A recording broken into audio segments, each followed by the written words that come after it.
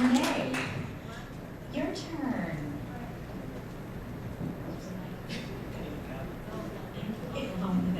So, well, thank you very much, and I too would rather be in the beginning because everybody here has done such a nice job. But we have a saying in our office, it's not if, but when. It's not if it happens, but when it happens, and ultimately how you handle it once it does occur.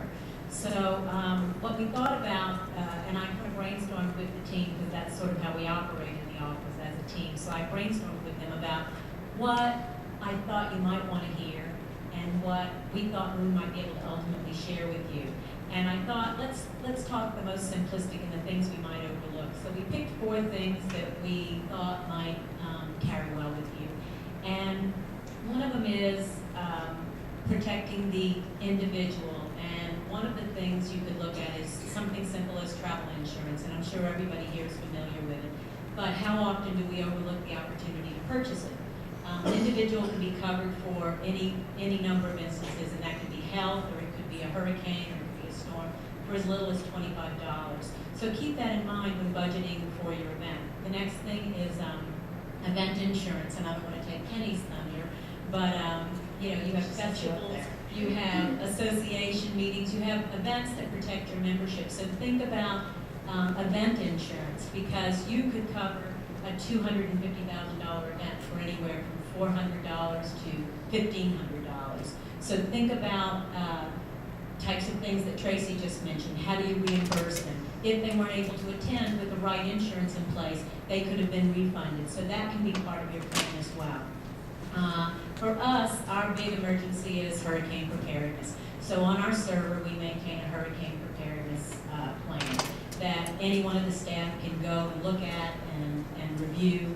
We also have a plan in the office, and that basically consists of if a storm is coming and we know it's happening, we're going to download to the servers. We're going to take the main server. I take the main server home. Each employee downloads their events to a jump drive or a disk and carries their binders home and their laptop.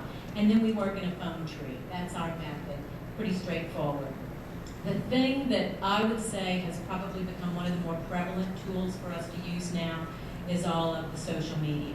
So I would recommend that everybody look at the different tools. Voice shot. For as little as 12 cents a call, you can provide a voice shot out to all your attendees. So if there's an emergency, you can, if you've collected all your cell phones properly, you can send out a voice shot, and you can do it repeatedly so that you can keep the communication in front of your attendees. So if the hotel system isn't working properly, or if there's lights are out, you can still communicate with people. So think about that. And those would be, and use social media. We have a social media person on staff, and her job really has been to write a social media plan for emergency and crisis management. And with that, she could in 15 minutes update all 4 sites: LinkedIn, Facebook, all the different sites that we're supporting. So think about that too, because as you're working in the command center, because we do operate from a command center point of view,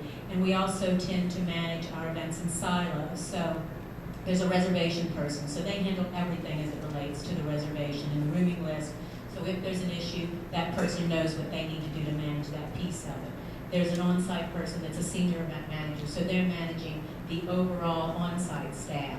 And then I typically take on the role of the command center, and I'm the person making difficult decisions on, once we get all the information, it could go to the social media person. She can load everything into the different systems, and then she can also handle the voice shot.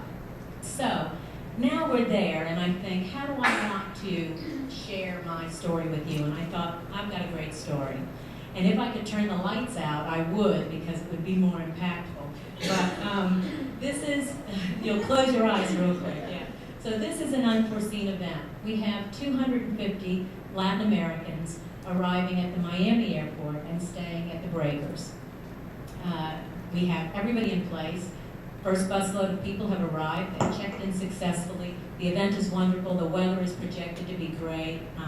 It's early summer, and we're all excited. Reservation people are doing rooms. Senior event managers checking everything. Trade show people are loading in booths. Everything's working. And I'm not there yet, and I suddenly get a phone call from the senior event manager who tells me all the electricity has blown at the breakers.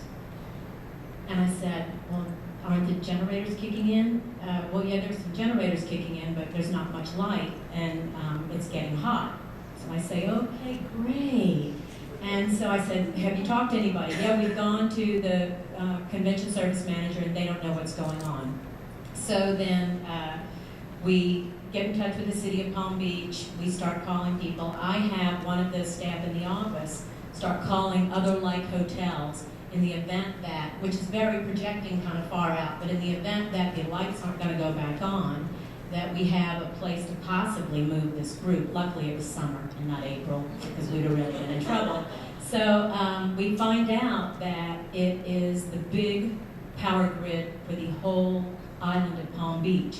It has blown, and we don't know that if we're going to have no electricity for 4 hours or a week. So now we all get into action. The girls have found that the Boca Resort, and we had called pretty far south too, down into South Lauderdale. The Boca Resort can just about mimic our space. So my husband, who's a chef and knew the chef at the Breakers, calls him.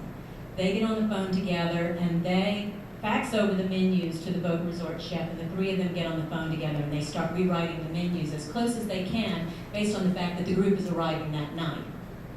The senior event coordinator starts working with all her team. The reservation person gets on the phone with the reservation person at the Boca Hotel. They start transferring all the rooms, suites, upgrades, concierge, twins, doubles, you name it. And they're starting to now build the rooming list and transfer. The senior event manager took 2 other staff and walked the property with flashlights and candles to the rooms of the guests to get them down to a welcome reception.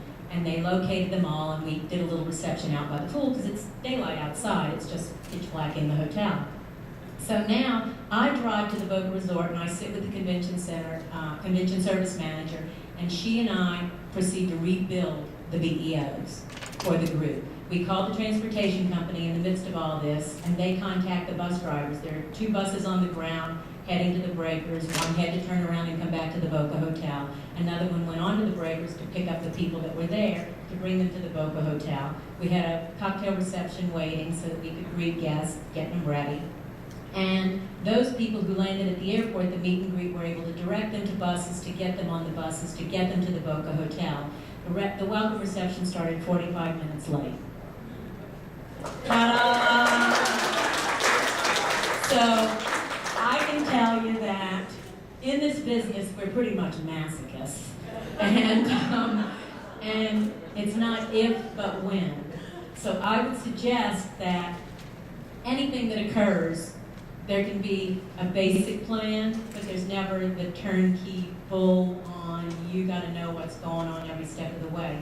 But it's rapid communication, it's a good team, it's an understanding of your job and empowering your staff to be able to make the decision that they need to make to deliver on what you've committed to the client. And at the end of the day, it's helping your client understand that you're doing the very best job you can for them in spite of.